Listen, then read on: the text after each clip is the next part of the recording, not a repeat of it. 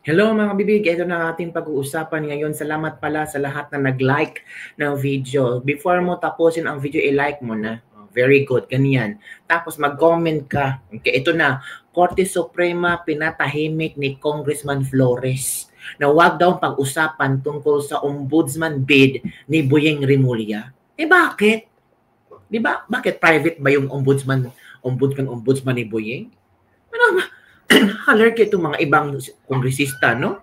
At tapos pa, Boyeng Rimulya pwedeng or posibleng boboto sa sarili para maging ombudsman? Uy, ano ba naman yan?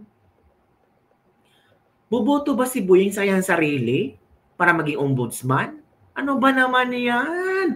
Yan ang iba pang ating pag-uusapan. Kung pwede bang boboto si Boyeng sa kanyang sarili para manalo maging ombudsman. At itong si Congressman Flores, talagang sinabihan niya ang Korte Suprema, lalo na yung spokesperson ng Korte Suprema, shut up. Grabe, iba. Iba ang power ng congressman. Pinatatahimik ang Korte Suprema. Kayo na. Eto, una nating pag-usapan ng bibig, ha?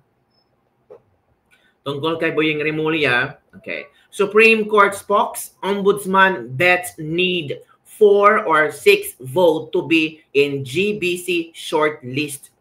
Ay, naku. So magiging shortlist ba si Boyeng Rimulya? Ano ba naman yung kabibig? Dapat ba talagang ma-shortlist? I-share ko sa inyo, ha? Baka pwedeng ma-shortlist si Boyeng Rimulya. Shock na lang tayo, shortlisted si Boyeng Rimulya para maging ombudsman. Yan, kabibig, kita nyo naman dyan, di ba? Yan. Basahin natin kung ano ang laman.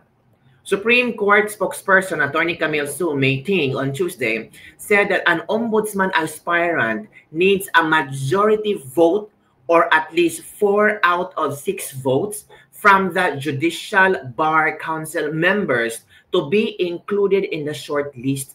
Wow! 4 votes lang. 4 out of 6 votes.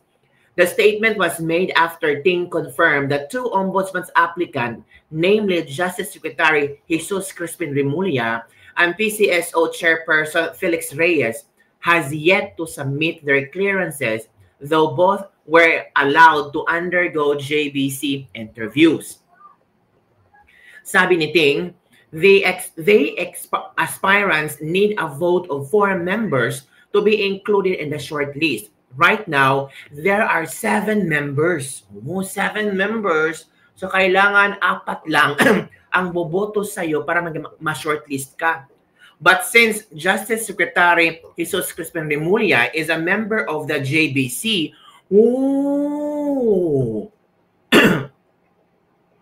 member pala si Boyeng sa JBC.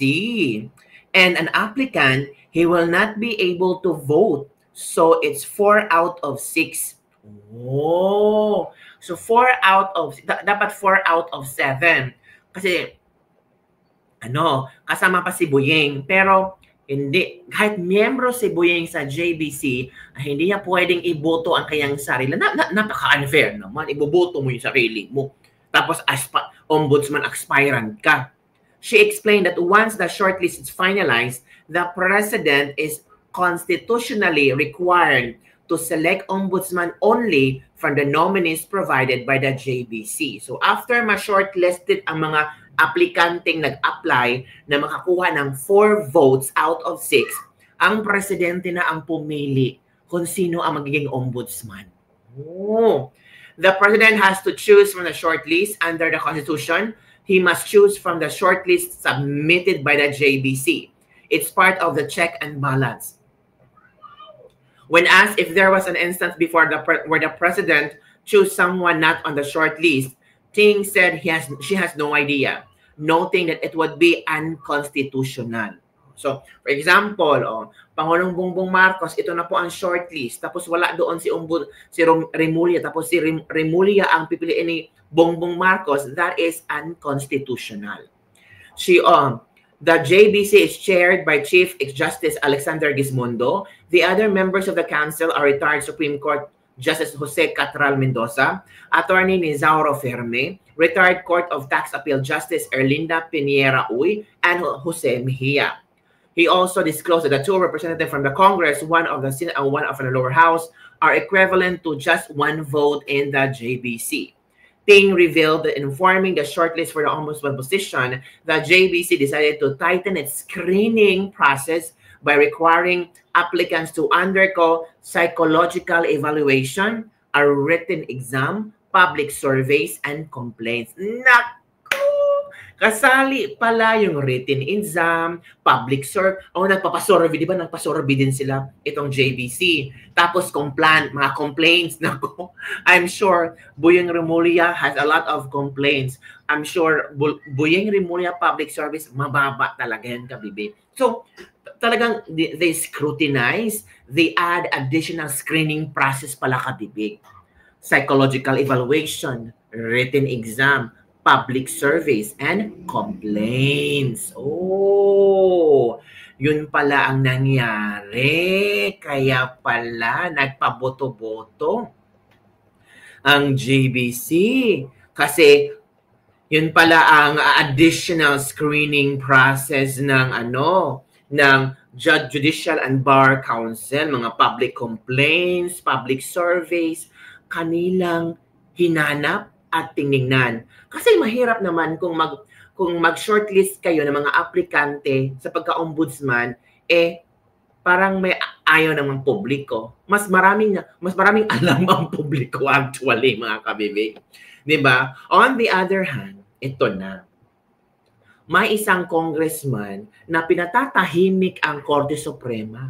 Lalo na itong si Attorney Ting. Shut up. Grabe. Kayo na. Oo. Patahimikin niyo pala ang Korte Suprema. Huwag na lang daw magsalita si tawag dito, si Ting, Attorney Ting. Ito kabibig, Yan. Yan ang Solon to Supreme Court spokes. Shut up. Stop talking about Remulla's ombudsman bid. Anong problema mo? Anong problema?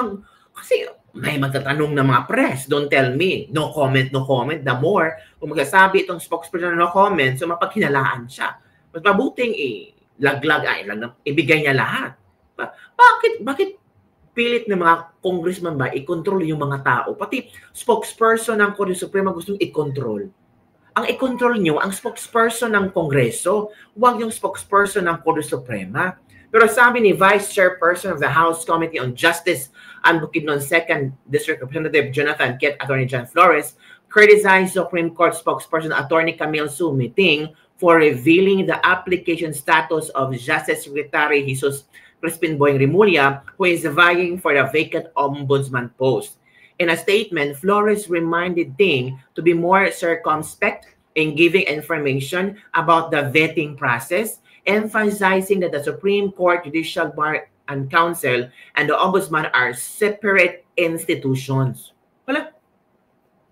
Ang mga tao ay talagang magpatanong, ano ba yung mga screening process? Bawal bang sabihin ang screening process? Mali na ba? Diba? Sabi ni Flores, as a lawyer and a vice chairperson of the House Committee on Justice, I wish the Public Information Officer of the Supreme Court exercise prudence and circumspection when she spoke yesterday about the status of Secretary Jesus Crispin Remulla as regard the ombudsman vacancy. Hindi naman si Crispin ang pinag-uusapan doon. Pati yung PCSO chief, di ba? Yung nag-apply. Feeling yan talaga, di ba? Si PCSO Chairperson Felix Reyes na wala pa rin clearance sa ombudsman. Hindi naman si Boyeng nga. Si Boyeng posible maging sentro. It's because baka maraming public complaints. Baka mababa ang public survey. Sabi pa, Flores believed that it would have been better for High Court mouthpiece to defer the matter and let the acting ombudsman or the JBC answer the media queries. The Supreme Court, JBC, and ombudsman are separate offices according to the Constitution. What would have been proper for Attorney Camille Sue Ting had to do was to defer the acting ombudsman or the JBC. She did not. It can be recalled that the Supreme Court spokesperson Camille Sue Ting said Remulla has yet to submit his clearance from the Ombudsman Office, certifying that he has no pending case, which is requirement to secure a nomination to the position. Well, ang problema, totoo naman may mga pending cases si Remulla. Bakit pilit pinapagtakpan, di ba? That's what transparency means, sabi ng isang tao, si Achilles C. Ecleo. Action has nothing to do in what plan the Congress has may be. Plan C, as Senator Amy Marcos revealed in her latest press con, ito yung transparency na hinahanap ng tao at nagkikita ng mga tao na transparent ang Korte Suprema. Bawal ba? Spokes? Congressman Flores, ito pa, sinabi pa, ikaw ang dapat tumahimik solon from G. Sion Shim. There is no law or regulation prohibiting the Supreme Court from disclosing information to the public regarding the application of Justice Secretary Crispin Remulla for the position of Ombudsman, especially if it's part of ensuring transparency in the process. Ito mga congressman, hilig talagang sumisigaw, transparency and accountability.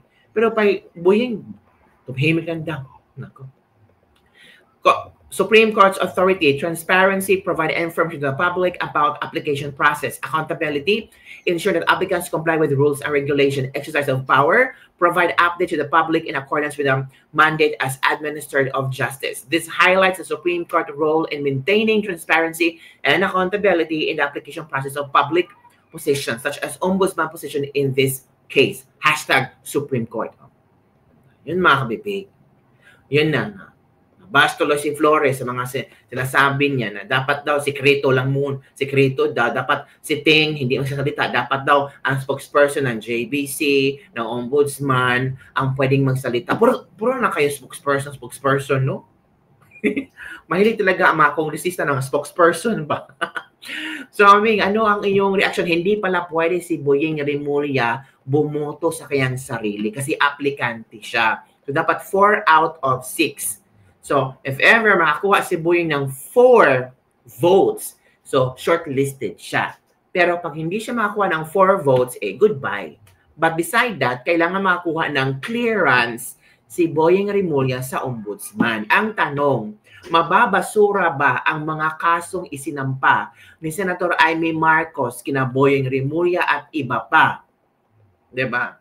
Kasi kung mababasura yon, of course, mabigyan siya ng clearance. Pero kung hindi mababasura, walang clearance ibibigay yung ombudsman, automatic disqualify si Boyeng Remulla.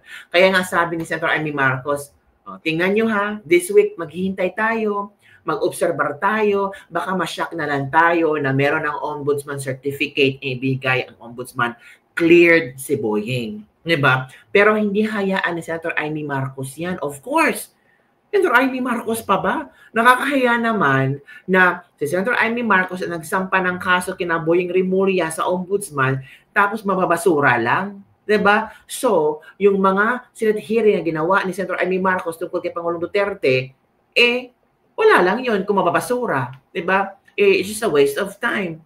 So, it means yung Senate hearing ni Senator Amy Marcos tungkol kay PRRD is hindi totoo. Gawa-gawa lang. Drama-drama lang. Diba? So, mas mapapahiya si Senator Amy Marcos. Bilang senador, mapapahiya talaga siya. So, ano ang paninindigan ng ombudsman? Diba, mga kabibig? Ang katotohanan or ang suhulan? Uy, sabi naman ni Senator Amy Marcos, gamitin mo ang iyong konsensya, ombudsman, ang OIC ng ombudsman. Gamitin mo ang iyong konsensya. Kung hindi mo gagamitin yung konsensya, nako, delikado yan mga kabibig. So, maghintay-hintay tayo mga kabibig sa updates nito kasi marami ang mga netizen na gustong malaman kung ano ba talaga, mabibigyan ba talaga ng clearance si ombudsman, si Boyeng Remulla. Kasi ang mga tao, ewan ko, kayo daw, magboto kayo. Gusto nyo ba na maging ombudsman si Boyeng Remulla? Comment down below. Comment yes, Ombudsman Boyeng. Comment no to Ombudsman Boyeng. Comment below. Gusto kong malaman din ang sentimiento ng mga kabibig dyan, ang mga kokak dyan. Because I know, maraming ayaw. Pero in fairness, maganda ang additional screening process. Yung psychological test, yung written exam, yung public survey, yung complaints, talagang dinagdag nila para naman talaga hasang-hasa ang magiging ombudsman, mga kabibig. So yun lang ang ating latest libak-libak for today. Ano ang iyong opinion hinggil dito? Comment down below. Sino dito ang excited na maging ombudsman si Boyeng Remulla? At sino dito ang kinakabahan baka may gawing hocus-pocus para makalusot si Boyeng Remulla at makuha ng ombudsman certification at mabasura ang kaso, ang ikinaso ni Senator Amy Marcos, kina Boying Rimulya, John Vic Rimulya, Tina Torre, at iba pa. Ay nako. Don't forget to like, subscribe, and share this video. Bye everyone. See you next time.